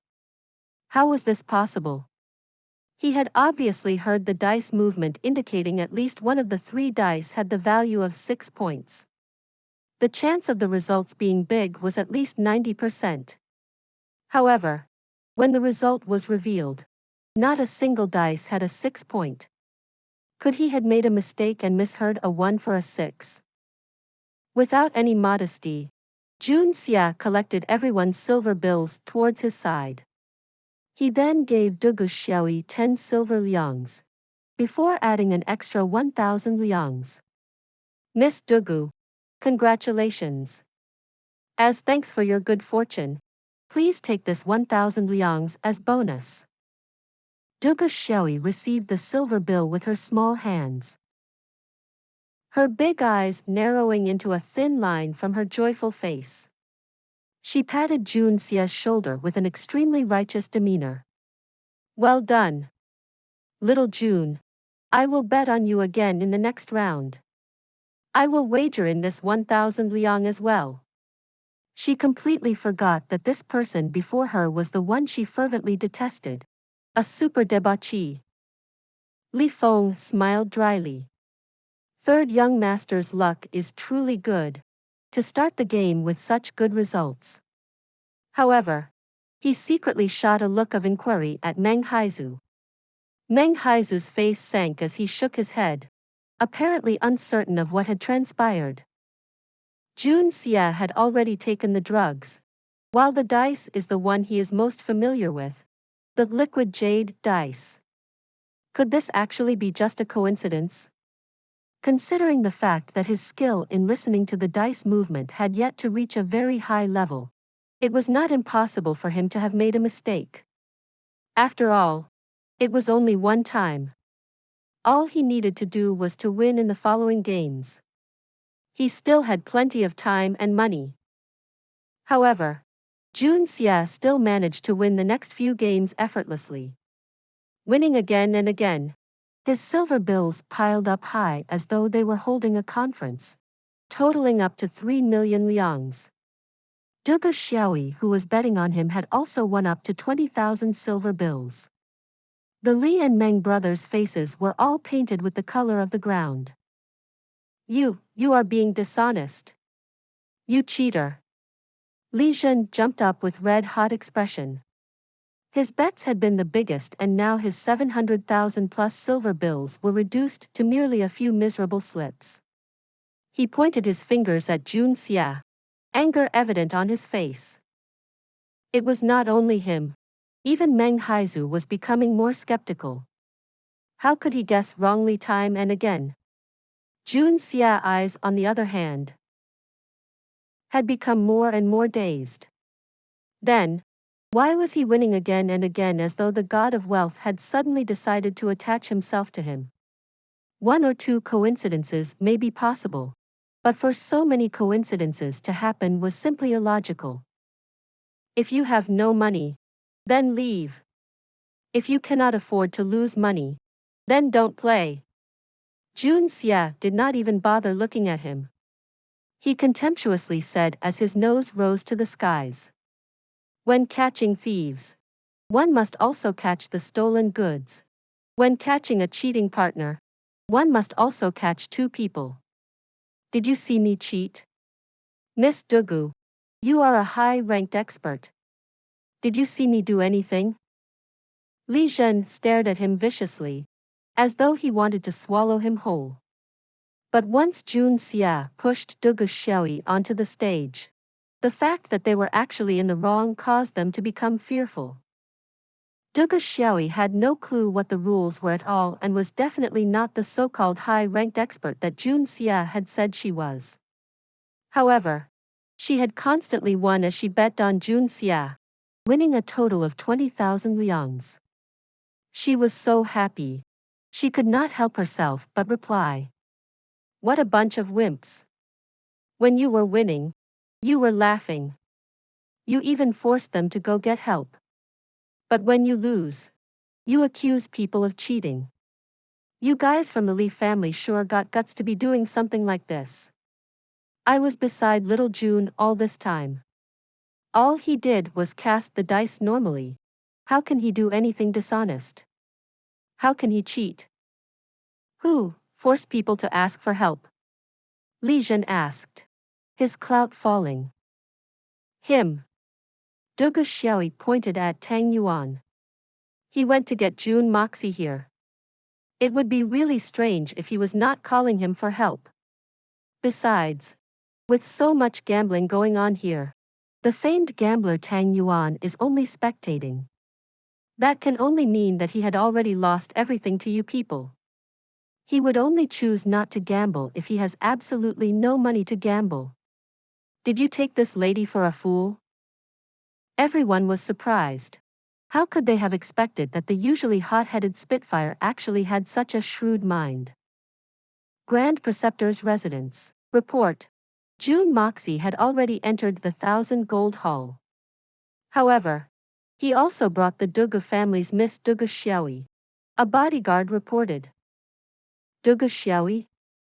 Why would she go to the 1,000 gold hall? Li Youran frowned slightly. It was probably not deliberate. They coincidentally met on the road and Miss Dugu had actually cursed Jun Moxie quite a bit. In the end, she forced Jun Moxie to bring her over to the 1,000 gold hall. The bodyguard was watching everything in the shadows and clearly saw everything that had occurred. Even if it was not deliberate, a variable have appeared. Jun Moxie. This little b*st** rd's luck is really something. Li Youran inhaled and smiled. If that is the case, you must quickly inform Li Feng, Li Zhen and Meng Haizu to abolish the plans made for today. Tell them to make an excuse to get away, even if they have to lose some money in the process. They must also set another appointment with Jun Moxie. Go. Yes. The bodyguard swiftly rushed out after replying. Well done. A prompt decision. Truly ingenious. Li Shang chuckled. If Jun Moxie is to fall into our trap when Dugu Xiao is around, then she will surely spread it when she returns home. Those old fogies would be able to think it over. Beating the grass to startle the snake. This is not a desirable outcome. Giving up is the correct choice. Besides, giving him some money is no big deal. That would only pump up his confidence and make the next plan easier. Li Youran smiled indifferently. His mind suddenly thought. Could Jun Moxie had deliberately brought Dugu Xiao there? Thinking about it, he felt the urge to laugh. That stupid Jun Moxie. How could that idiot have such an agile mind? It seemed that this b***st** rd's luck today is really good. At this moment, Li Youran still did not know that it was already too late. Losing a little bit was not enough to solve the problem at hand. 1,000 gold haul. Due to their protests, the gambling rules were changed thrice. Jun Xie clamored arrogantly, causing the 6 debauchees to fume to the point of having smoke rising off them. His mouth shot out words of poison, and yet he kept winning. He had unexpectedly wiped them out to the point where their mouth became crooked and their eyes tilted, their pockets completely emptied. The triumphant Jun Xie and the joyfully laughing Dugu Xiao were busy dividing their spoils. Seeing the pile of silver bills, those sitting across could only stare in stupefaction. When they saw Jun Moxie counting the silver bills one by one in a highly exaggerated manner, their livers ached from anger. That belongs to us. While Jun Xie was not paying attention, Dugu Xiao's eyes swiveled around. Her hands abruptly grabbed a handful of bills. The bills were at least valued at 100,000 liangs. It were stuffed into her beautiful bosom at lightning speed. She hummed and said, "Jun Moxie, your victory this time is all due to my presence, boosting your luck. I'll take some more. You won't mind, would you? You have already stuffed it into your bosom. If I try to take it, won't I become a perverted rogue?"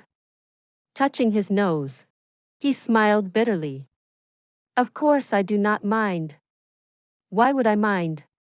If it was not for Miss Dugu's good luck, how could I win so much? It is only natural that you take more." Dugu Xiao's eyes lit up, her rabbit tooth reappearing. "In that case, I'll grab another." Jun Xie was shocked. He tilted his eyes.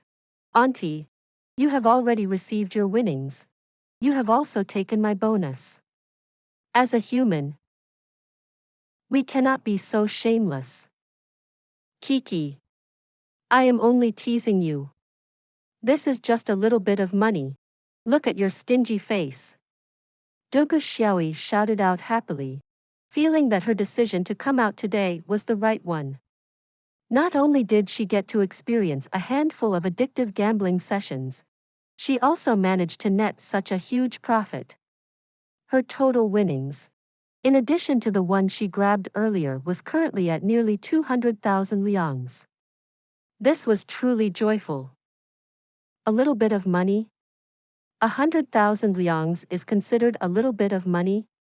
The fatty on the side also felt the desire to get a share, but he did not have the nerve to do so and can only helplessly stare at Jun Xie. But Jun Xie did not even bother looking at him. Tang Yuan suddenly felt depressed. "No matter what, I am still a man. I cannot possibly follow a lady and forcibly grab the money for myself. Arg! Why am I not a female?" Jun Xie's heart felt stifled. "You are a 400 gene big fatty. Do you think you are qualified to make this bitter look that daughter-in-laws make? It is just like putting a bitter gourd on top of a pig's head.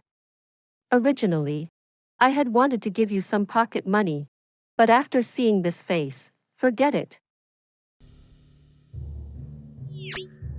Please subscribe to this channel so that we are more enthusiastic in providing the best video for you. Chapter 19. The gloves are off.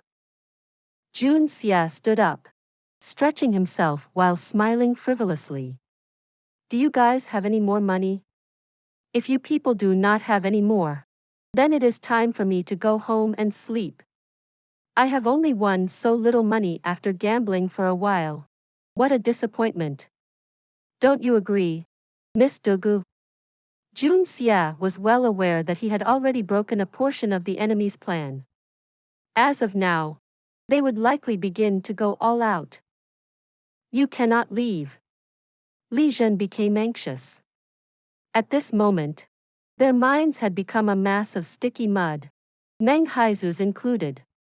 They do not understand how they had lost. Their loss was one that had completely befuddled them. Every one of their gambling skills should have been higher than Jun Moxie, and yet they who had come together against him had actually lost it all.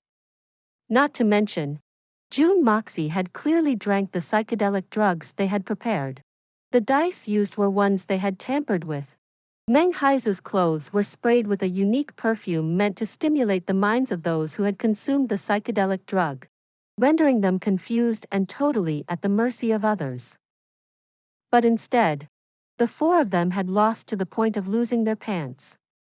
What kind of explanation can be given for this? Could it be that Jun Moxie's luck was too good?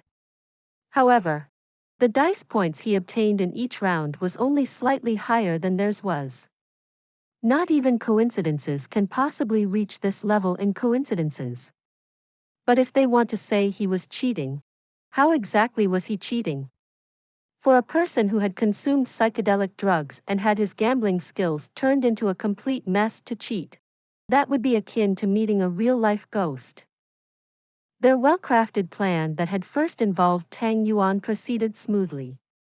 However, once their real target, Jun Moxie, appeared, they found themselves unable to proceed to their next phase of the plan.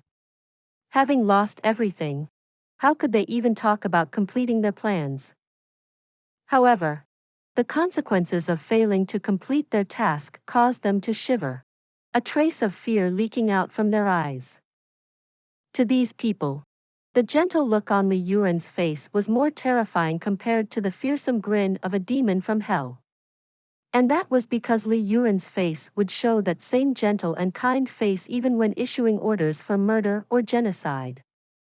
He was an existence that was even more demonic compared to a demon. I still want to bet with you. I still have assets to gamble with. Meng Haizu took off the accompaniment jade on his waist and threw it on the table with a paw. Huh. Did you guys think that I would accept damaged goods? Jun Xie smiled in disdain. You want to gamble with me using that kind of worthless item? I might as well just go home and have a good sleep. Jun Xie shook his head and turned, obviously leaving. Hold on. Meng Haizu screamed. He stared at Li Zhen and the rest. Bring out everything you can. Li Zhen and the rest were also well aware of the miserable consequences of returning with such a result. They immediately took out everything valuable that they had on their bodies, be it precious stones, pearls, and jade ornaments. This is Sir Tang Yuan's personal sword and accompaniment jade. I will put it in together for this wager. The original price should have been 1.5 million liangs, but I will now put it up for only 1 million liangs. Meng Haizu stared tightly at Jun Xie. Jun Moxie, I believe you also wish to win this back for him, right? Dugu Xiao stared blankly for a moment. She too knew of the remarkable origins of Tang Yuan's personal sword and accompaniment jade. As an intelligent person, she instantly picked up on the fact that this was no mere gamble. However, she did not feel fearful at all. She also did not intend on staying out of this matter. This kind of situation was simply too interesting. He is him. I am me. What does his stuff have anything to do with our gamble? Jun Xie looked at him as though he was appraising an idiot. If I win, then those items will become my tie, my belongings. If I want to throw it into the sewers, I will throw it into the sewers. If I want to give it to others, then I will give it to others. What does that have to do with Tang Yuan? Win it back for him? You people sure can think up a load. Tang Yuan pawned off those items for money. That is his business, not mine. Later on, when Tang Yuan brings money to redeem those items, that too will have nothing to do with me. As he spoke, Jun Xie gazed down at the accompaniment jade and sword. His heart was filled with laughter. These are no ordinary items. Jun Xie's mouth revealed an evil smile. Young Master Meng, don't you think what I said is right? Hearing Jun Xie's words, everyone present felt blindsided, inclusive of Tang Yuan and Dugu Xiao. Tang Yuan had earlier expressed a joyous face, but now had become bitterly sad. Meng Haizu's face turned pale. He clearly understood the meaning behind Jun Xie's words. Precisely because he understood, he was now caught in a difficult dilemma on whether to proceed or not. If this sword and accompaniment jade were to be lost to Jun Xie today and tomorrow Tang Yuan comes with the money to redeem them, what should they do then? Jun Moxie's words sounded very righteous. But in truth, there were rules to be observed. Collaterals that have been pawned off can only be sold if they cannot be redeemed after a certain period of time. If they were to sell it off now, then their actions were unjustifiable. Tang Yuan had suffered such a huge loss today. Would he just let this slide? Judging by his vengeful personality, he would certainly stir up a calamity for them if they could not produce the items when he arrived to redeem them. Moreover, the opportunity for him to create such a havoc would have originated from his own shortcomings. However, a thought crossed his mind: the current hurdle right before me is already too difficult. How can I care about the future? Besides, I would not necessarily lose. We will naturally have our own ways to deal with Sir Tang Yuan's matter. There is no need for third young Master Jun to worry about it. Moreover, third young Master Jun may not be able to win these things. Meng Haizu pushed all the jade, pearl and sword onto the table. Biting his teeth, he went straight to the point. Third young Master Jun, this Rui jade of mine was granted by His Majesty, the Emperor himself. This is my uncle's most precious sword. This glowing pearl was given to Li Feng by the Grand Preceptor Li himself. All these are precious items with no market value. I believe that if one were to value it, then it would fetch upwards of millions of liangs. Considering how much money third young master have, it seemed insufficient. But if third young master is willing to gamble, then I can make an exception and allow you to bet with something else. Then what do you want me to bet with? You are not going to ask me to put my body up, are you? Or could it be that you want me to marry your little sister that could not be married off? But I have never heard about this little sister of yours. Jun Xie tilted his eyes as he picked his ears.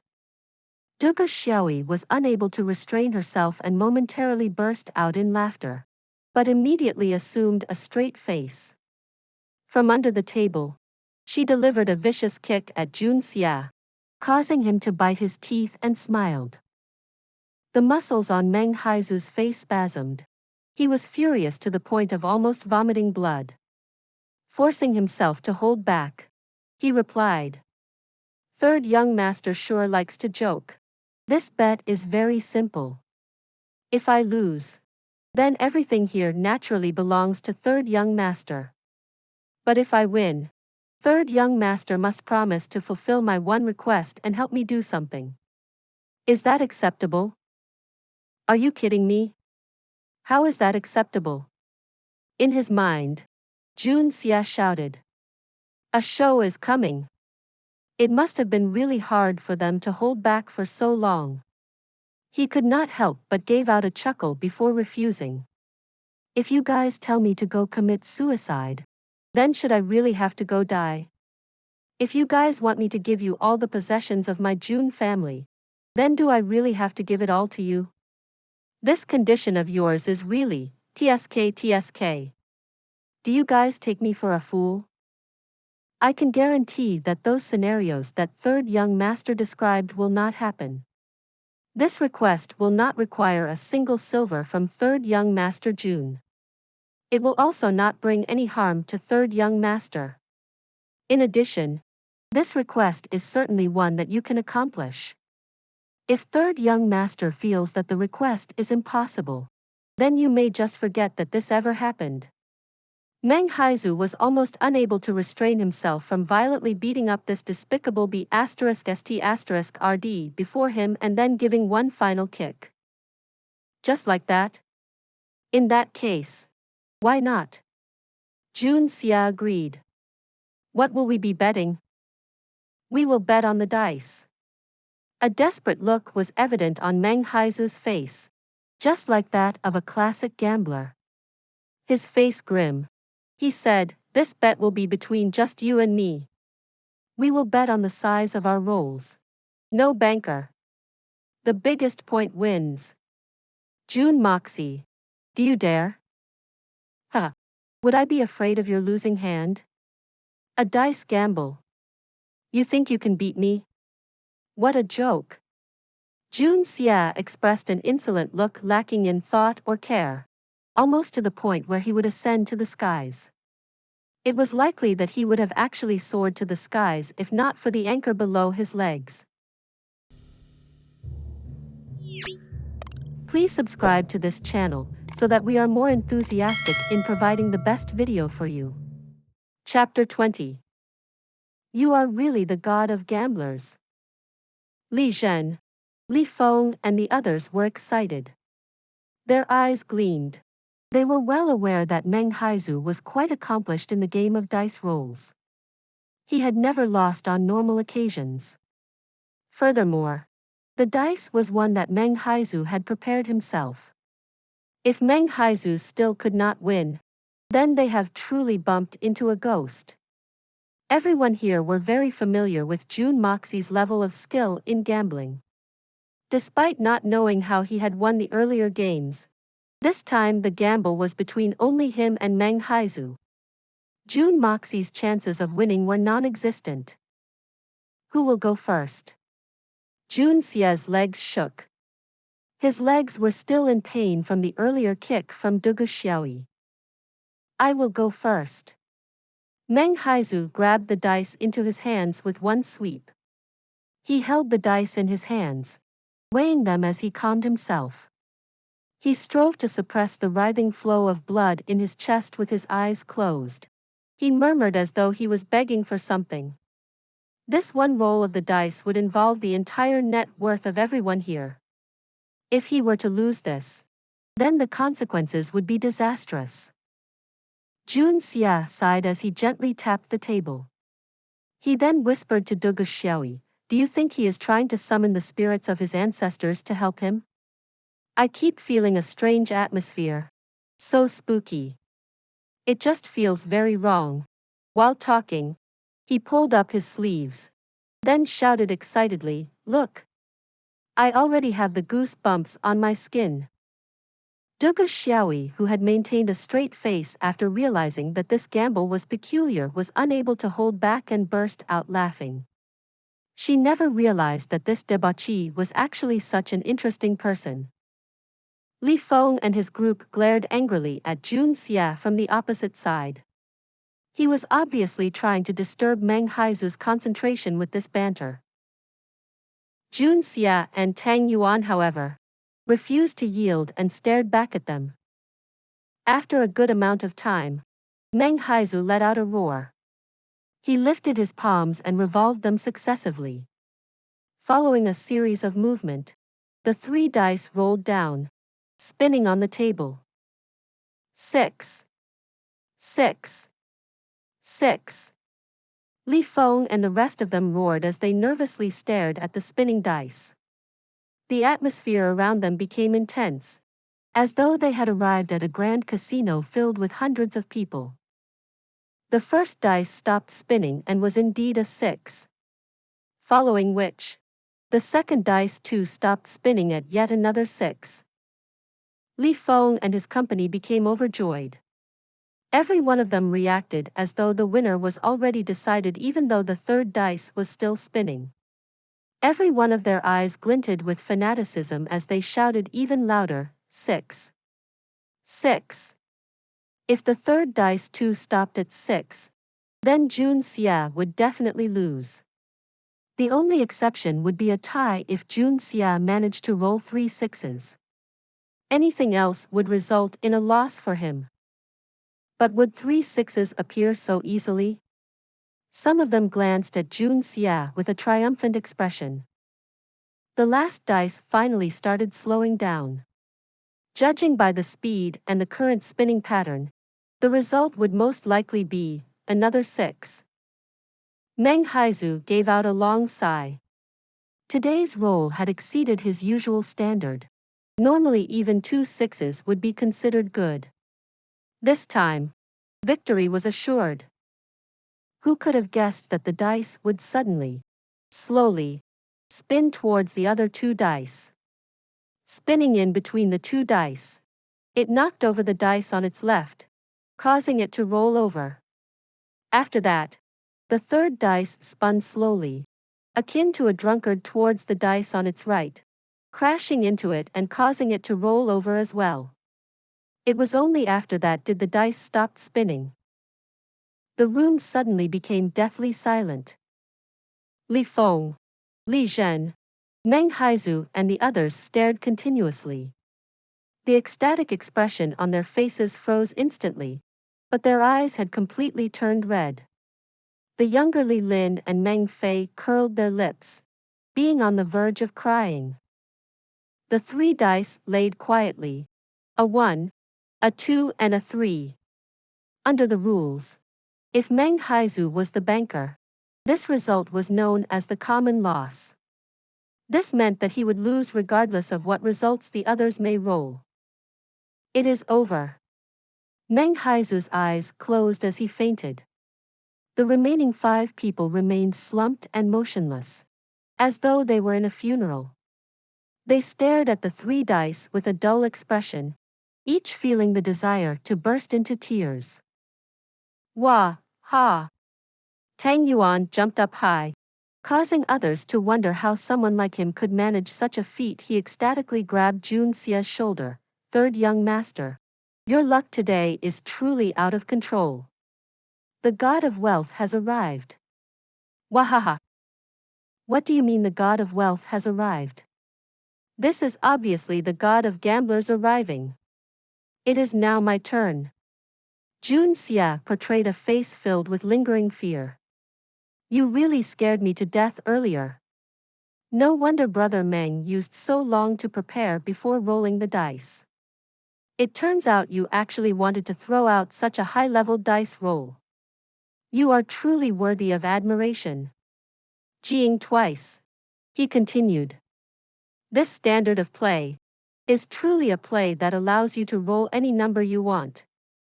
Everything shall comply before the heart's desire. How unbelievable.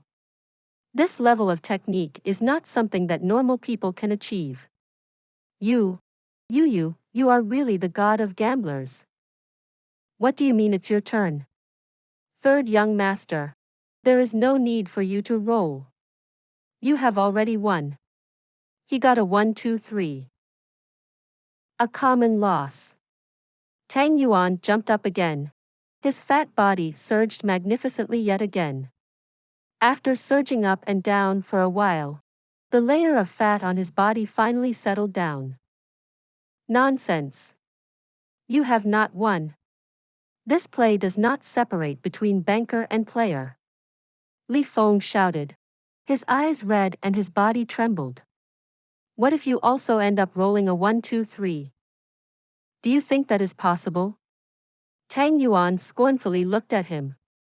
To think that he actually asked such a demented question. How did I previously lose to this kind of demented person? You have a point. Jun Xie laughed out loud. Then, allow me to show you my unparalleled world-encompassing gambling technique. Also, someone wake up young Master Meng.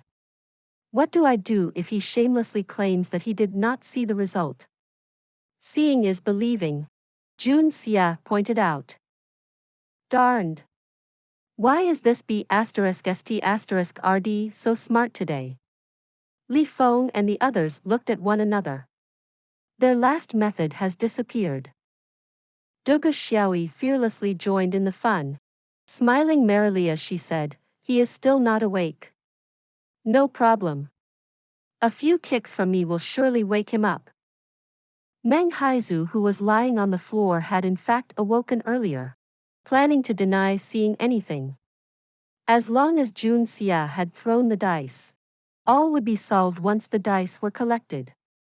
Even if everyone admitted that Jun Xie had won, Meng Haizu can shamelessly claim that he did not see the results, as he was still unconscious. Since that was the case, they must replay the round. Meng Haizu had even prepared what to say. The one you are betting with is me, not them. They say that you have won, but I did not see it with my own eyes.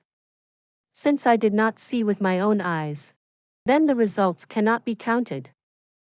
How could he have guessed that Jun Xie could have seen through him? If Dugu Xiaoyi kicked him. Oh, my God. Before he could get up by himself, Tang Yuan went to deliver a kick at Meng Haizu's body. Stop playing dead. Get up. All his grievances from this day was delivered solely into this kick, causing Meng Haizu to cry out, ouch. Crying out in pain, he got up. When he got up, he saw Jun Xie, Tang Yuan and Dugu Xiaoyi smiling at him. Meng Haizu stood up with a depressed look on his face, his eyes revealing resentment. If Dugu Xiaoyi had not come here today, he would probably have impulsively imprisoned Jun Xie by force. A man suddenly entered in a hurry from the door. Sir Meng. Sir Li. He stopped talking. This man was none other than the bodyguard who came here bearing the message. However, judging by the expression on the faces of Li Feng and the others, he immediately realized that the situation has drastically changed. How could anyone have guessed that the situation could end up in such a manner? Look carefully. Jun Xie grabbed the dice with a prideful and complacent demeanor as he looked at Meng Haizu. The faces of Meng Haizu and the others were painted the color of ash as they watched Jun Xie's performance. They gritted their teeth to the point where cracking sounds could be heard. I am rich. Jun Xie laughed loudly as he exited the premise. A bodyguard followed him from behind while carrying a huge package. After Jun Xie had left, one of the teacups on the table went missing. However, none of the dejected debauchees noticed. This story will be continued to chapter 21. For those of you who are not subscribed yet, please subscribe. The interesting and best stories will be updated. See you again in the next episode.